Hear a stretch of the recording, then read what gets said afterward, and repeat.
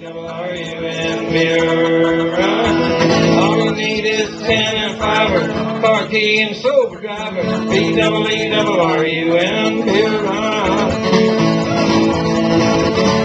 A couple of frat guys from Abilene drove out one night to see Robert Earl Keen at the K-Pig Swine and Soiree dance. They wore baseball caps and khaki pants. They wanted cigs, so to save some money, they got one off these hippies that smelled kind of funny. Next thing they knew, they were both really hungry and pretty thirsty too. B-double-E-double-R-U-N, beer run. B-double-E-double-R-U-N, beer run.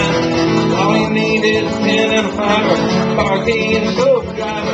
B-double-E-double-R-U-N, beer run.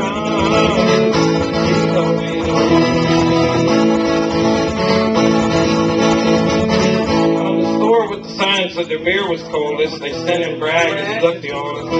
Got a case of beer in a candy bar, walked over to where all them registers are. They just fake ID on the countertop. Clerk looked, he turned, he looked back up, he stopped, he said, "Kid, I'm not going to call the cops, but you know, I got to keep this phony card." The guys both took it pretty hard. They took it pretty hard.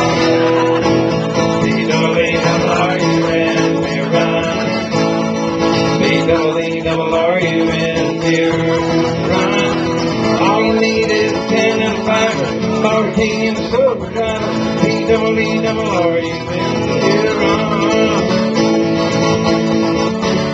This other old hippie named Sleepy John, he said he was the guy from the Robert Earl Keen song, so I gave him the cash, bought him some brews. It's a beautiful day out in Santa Cruz. They were feeling so good, should have been crying. The crowd was cool and the band was crying. They made it back up front to their seats just in time to sing with all their friends.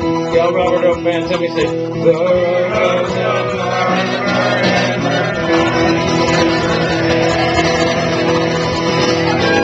B-double-E-double-R-U-N, beer run. B-double-E-double-R-U-N, beer run. All you need is 10 and fiber, car key and sober driver. B-double-E-double-R-U-N, beer run. B-double-E-double-R-U-N, beer run.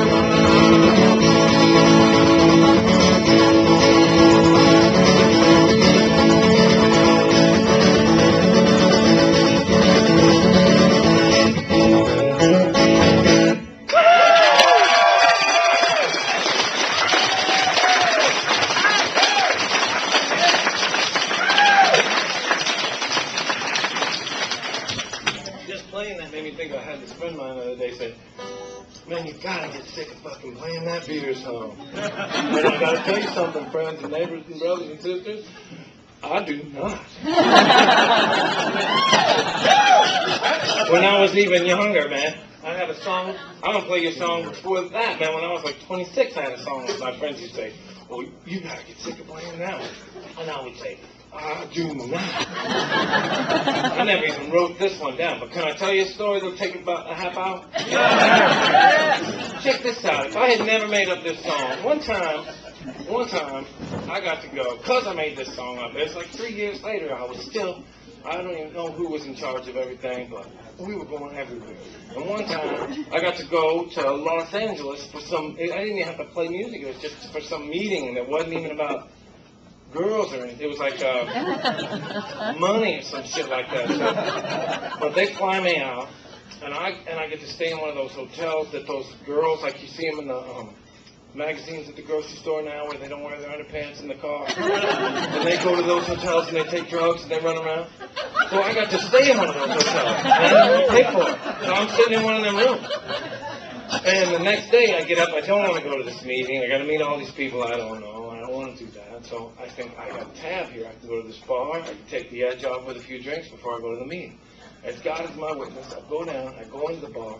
There's nobody else in the bar but the bartender, myself, and at the corner of the bar, Slash from Guns and Roses. I swear to you. So he's sitting at this corner, and I'm sitting at this corner, and I order a drink, and I look over, and I'm telling you, as God is my witness, he had on a Metallica, one of those Metallica baseball hats. He had on backwards. He had mirrored sunglasses, right? Then he had, around his right wrist, he had like 16 of these bracelets, like leather bracelet, pukas, friendship, all this shit, right? And all the same shit around his left wrist. Tons of it. And then around his neck, he had the same thing. Leather, puka, silver, gold, all this shit. Not totally Mr. T, but esque. Around his neck, right? Now, I've never seen anybody do this before, but around his ankles, he's got the same shit. All this puka stuff, silver stuff, gold stuff, friendship stuff. He's got no shoes on, right? And then for his shirt, nothing. He doesn't have one on.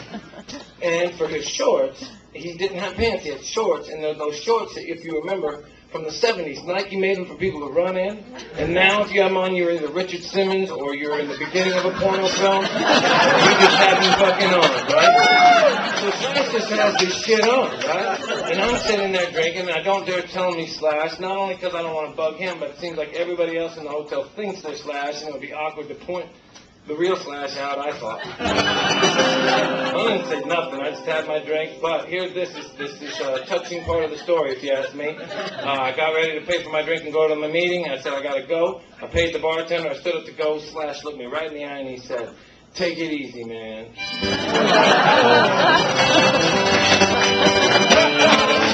And I did.